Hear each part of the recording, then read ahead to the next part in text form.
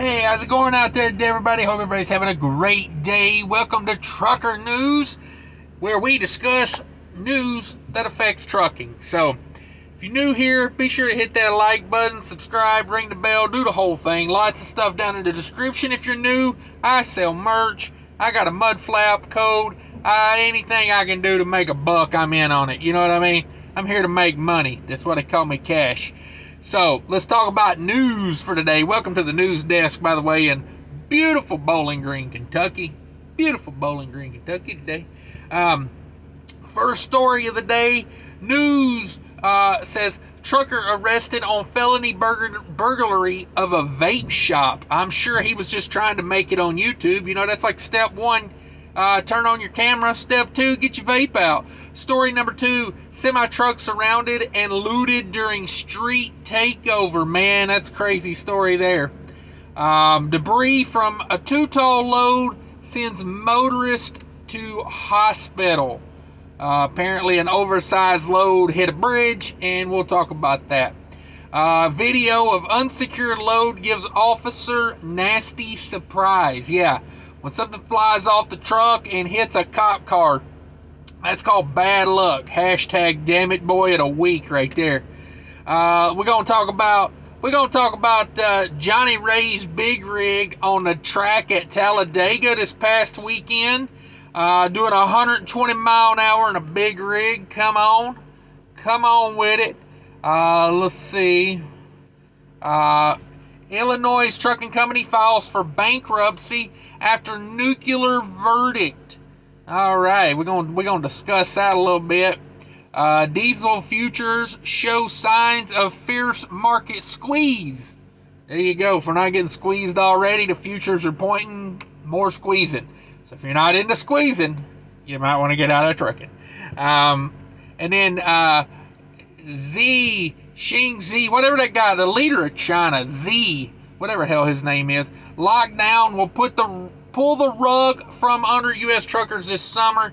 These stories are from CDL Life and Freight Waves, and let's get to it. So a trucker has been arrested on felony burglary of a vape shop after tire check hammer bounces through shop glass. So he took his tire thumper and broke the window over here at the vape shop. Because you know how it is when you need a vape. You know what I mean? When you need to blow a cloud, you got to get her done. So the incident happened on April 24th in Gillette, Wyoming. According to County 17 News, police responded to a commercial alarm at Mystic Vapes to find the door to the business broken open as police were investigating 47-year-old trucker Jerry Peterson came up to police and allegedly admitted to breaking the door, claiming had an accident. I swear, officer, I was just thumping a tire and she had 150 psi in her, and when I tapped it, it sent it into the stratosphere through a window of a vape shop. And then that was an accident, but all the vapes I stole, that was legit. You know what I mean? I don't know where this guy gets off with these stories. Second story, man, this is scary. I don't like seeing this at all. Semi-truck surrounded and looted during street takeover. It appears to be pulling a container. It's a decal pulling a container. Truck driver was reportedly attacked after he was surrounded by a large group of people during a street takeover in San Bernardino, California. It's just a bad story, you know, because it's like if you defend yourself, there's a mob of people there. And, you know, if you were to take a large knife and ram it through one of them's eyeball, you know, you still got to deal with all the other people there. They're probably going to, you know, beat you, you know, or do something very violent to you, you know. So it's like, do you defend yourself? Do you let it happen? What do you do? I prefer a blowtorch tool, you know, a little butane torch. Mine, you know, it's got a flame couple inches long on it, but it's 1700 degrees, you know. You jump up on my truck and I'll roll the window down for you, and then I will proceed to burn your face off with a 1700 degree torch. But is that the right thing to do? I don't know. I don't think Jesus would do that, but we never know, do we?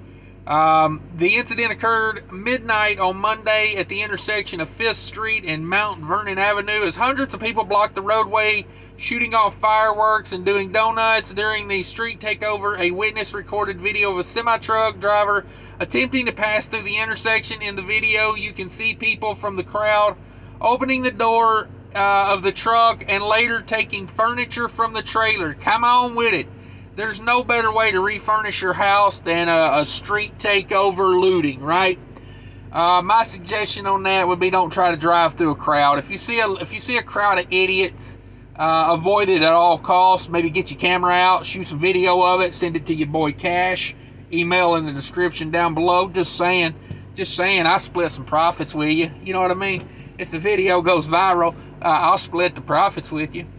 But yeah, crazy. So next story here, looks like some oversized truck. Says debris from too tall load sends motorist to hospital. Yeah, when your oversized load smashes into the bridge, it's not a good thing. It's not a good look for you. Incident happened around 11:30 a.m. in Hollywood, Florida yesterday, I believe, the 25th. I think I saw that. According to Local 10 News, a semi-truck hauling an excavator in the northbound lanes of Florida Turnpike struck the Sheridan Street overpass, knocking debris from the bridge. Debris struck four-wheeler traveling along the highway. Passengers from the four-wheeler were then transported to a nearby hospital with non-life-threatening injuries. Thankfully, they're non-life-threatening. The center and right lane of the northbound side of the turnpike were shut down for a time to clear the debris so traffic could flow again. Yeah, it's a bad story. Don't hit the oversized. Don't take your oversized under a bridge it doesn't fit under. It's tough, man. It's tough. You know those people that are at the hospital right now. They got neck injuries, and the Florida hammer. Every state's got them a hammer. They call the lawyer that chases the ambulance. Ambulance. Sorry, I say ambulance. I'm from the South. I say ambulance. But anyway, the hammer, the Florida hammer's probably already got these people's number programmed into his phone. You know what I mean? Like they're gonna make a mint off of that. So yeah, kind of tough. Next story here: unsecured load gives officer a nasty surprise. Let me tell you, this is just bad luck. It's just bad luck when you're hauling your lawn chair in the back of your pickup truck, and it comes out and hits a car, and it just happens to be a police car, because they got dash cameras. I am thinking about getting dash cam for my personal vehicles as well. I think we're getting to the point where people are just so stupid. I'd rather have the proof. You know what I mean? So let's see this story here. A pickup driver learns a lesson about load securement in basically the most direct way possible. Yeah. Check out this video here of, in the video, a pickup driver traveling in the video in front of a recording police officer with a chair in the bed of his truck was a little too confident that the furniture would stay put. I'm going to say that's a pretty dumb move, because lawn chairs, especially like that, they're like a sail. They're like thin aluminum, and they got like that mesh, you know what I mean? Like, to think that was going to stay in there with nothing holding it down, I'm gonna say pretty dim, As the officer is driving, the chair suddenly flies out of the back of the pickup and smashes directly through the patrol vehicle windshield. My God, what's a patrol car windshield cost? I'd say Geico's fixing to find out. Yesterday, an unsecured chair flew out of the back of a pickup truck on I-89 South in Burlington and smashed into a VSP Cruiser. Vermont State Police Traffic Safety said on Twitter. Luckily, no injuries. Yeah, there we go. No injuries, but, if you're going to put a thin little lawn chair in your pick-em-up truck, get her tied down. Next story comes from the Talladega Speedway. Mr. Johnny Ray was allowed to drive his big rig on the track. He got her up to 120 miles an hour.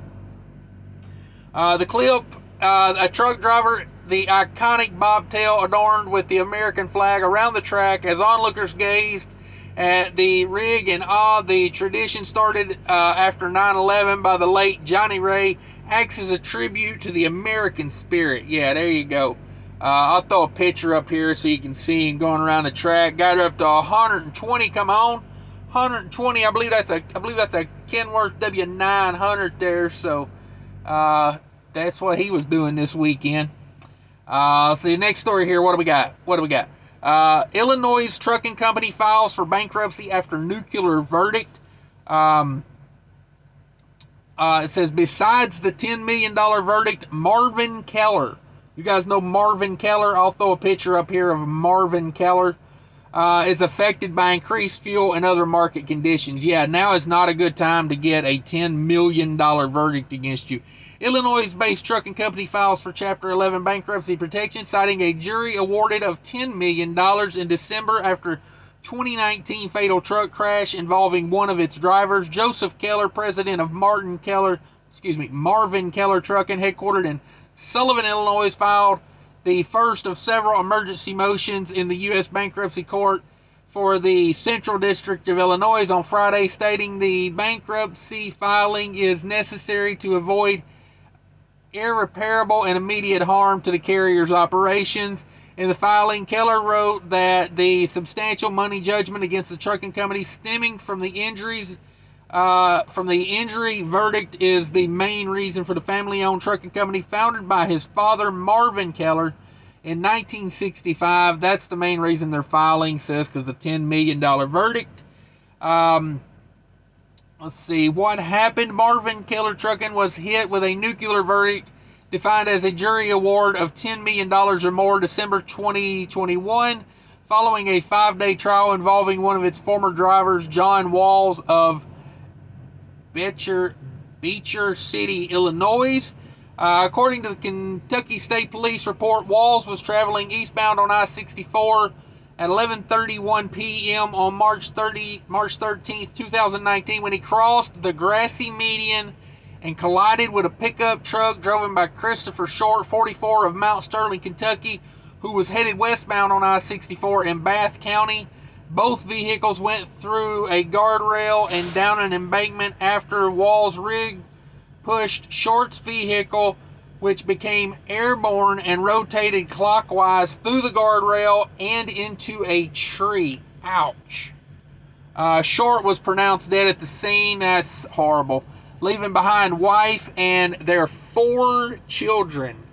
Wall's attorney claimed the truck driver experienced a cough-related syncope event. I don't know what that is. Which led him to temporarily losing consciousness, while Short's legal team alleged the Martin Keller driver fell asleep at the wheel because of the driver's illness or fatigue. The 8-person jury in U.S. District Court of the Eastern District of Kentucky entered a $10 million judgment in favor of Short's wife and the couple's 2 minor children. Okay, so I guess they had a couple grown kids, but they got 2 kids that are still, dependents. It's looking like here. In its filing, the company lists the assets of up to $10 million and its liabilities as between $10 million and $50 million. The trucking company states that it has up to 99 creditors and maintains that funds will be available for distribution to unsecured creditors once it pays the administrative fees. According to the Federal Motor Carrier Safer database, the trucking company has 115 power units and the same number of drivers. In court documents, Keller said the trucking firm has dropped 91 drivers on its website.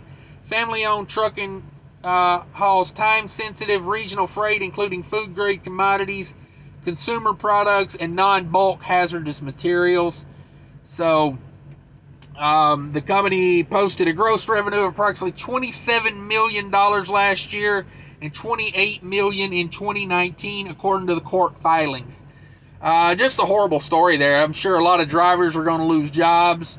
Man lost his life that had, a lot of life left to live probably. It's a sad story. If you're tired, pull over. They say, they claim it was because of that coughing event made him lose consciousness. Maybe that's what it was, but if it's fatigue, you got to pull that over, man. That's absolute craziness. It's horrible. A family's going to lose a business they've been working on since 1965. Another thing I notice, every time one of these trucking companies goes through a bankruptcy, you ever notice they're in debt way more than the assets they own? It seems like trucking companies are light on assets and high on debt. This trucking company here had $10 million in cash and $10 to $50 million in debt from 99 creditors. Holy moly. That's a lot to keep up with. It is. But yeah, it's a tough story. Next story, tough on a different level. Not people dying, but diesel futures show signs of fierce market squeeze, driving prices higher. Weekly DOE price moves up almost 6 cents a gallon, third highest price in history. Come on with it. We all know about it. $5.16 national average, up 5.9 cents this week. Lordy mercy, Lordy mercy. While the Department of Energy Information Administration popped out its weekly benchmark diesel price Monday that showed an increase of 5.9 cents from the prior week, the reaction is in the futures market where a huge squeeze appears to be developing. Oh man, that does not sound good for us. The latest DOE EIA price came in at $5.16 and is the third highest price in history of a series, falling only behind $5.18 in March and before that $5.25 2 weeks before that. So we got a little bit of a break, but it looks like she's going the wrong way again. Says, but on the day when crude benchmarks fell either side of 4%, 3.53% for West Texas Intermediate and 4% for the benchmark Brent. The price of ultra-low sulfur diesel on the CME Commodity Exchange soared 4%, a gain of 15.23 cents a gallon to 4.09 per gallon. Come on with that. The ULSD ultra-low sulfur diesel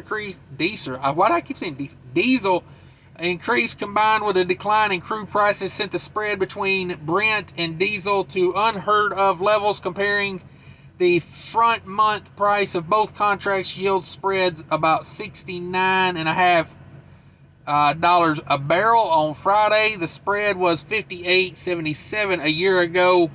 So there you go, guys. Prepare for diesel prices to go higher because that's what the future markets are predicting.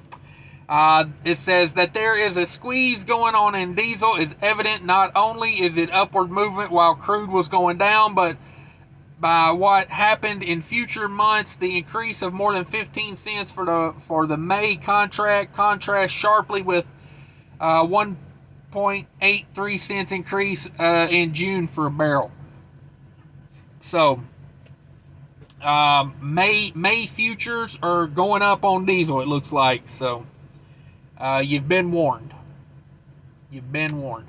Xi Jinping, whatever the hell that guy's name is, the leader of China, says here on FreightWave, says he's got a lockdown. Will pull the rug from U.S. truckers this summer. Let's see what they talk about.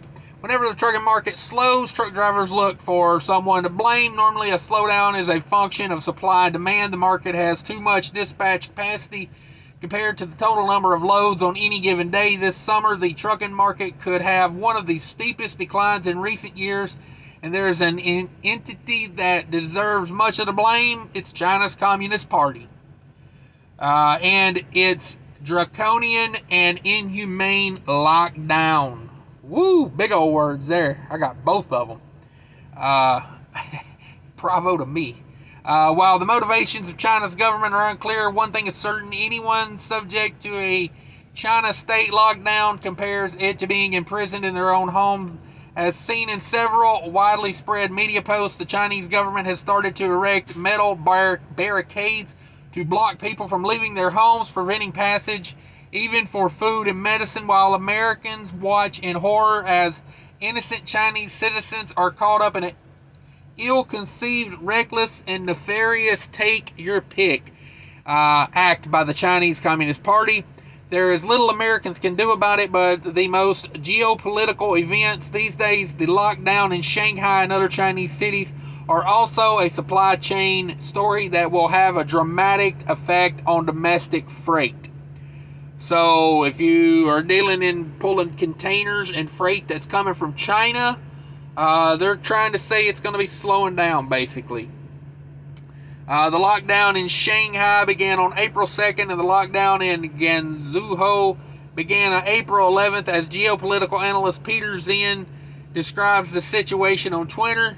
Beijing, which is the political capital of China, was expected to be spared the lockdowns by many analysts. This appears to be wishful thinking, and Twitter lit up on April 24th with reports China State Police starting to implement similar measurements to those seen in the preparation for lockdowns in other cities. So, freight's going to get held up by that. You know, a lot of freight, comes out of China over to America, gets put into warehouses, on shipping containers, on railroads. Looks like we're going to get delays and all that again. Diesel prices are going up. It's rough out here right now. It is. I'm not going to make no bones about it. Trying to piece together just enough freight to stay in business these days. And, that's all we can do. It's all we can do is work through it. And if it ain't worth it, try to find something to do. That's the key to it. With diesel prices going up, there's going to be a lot of people selling out, I do believe. With equipment prices being high, I think a lot of people are probably going to try to sell equipment this summer. And, fuel prices being up is going to put a lot of people in that same position. And we'll just have to see where it all shakes out right now. But that's it for Trucker News, everybody. Thanks for watching. If you made it this far, be sure to hit that like button for me. It really helps me out with the YouTube algorithms. And take care of each other out there. Until later. Bye.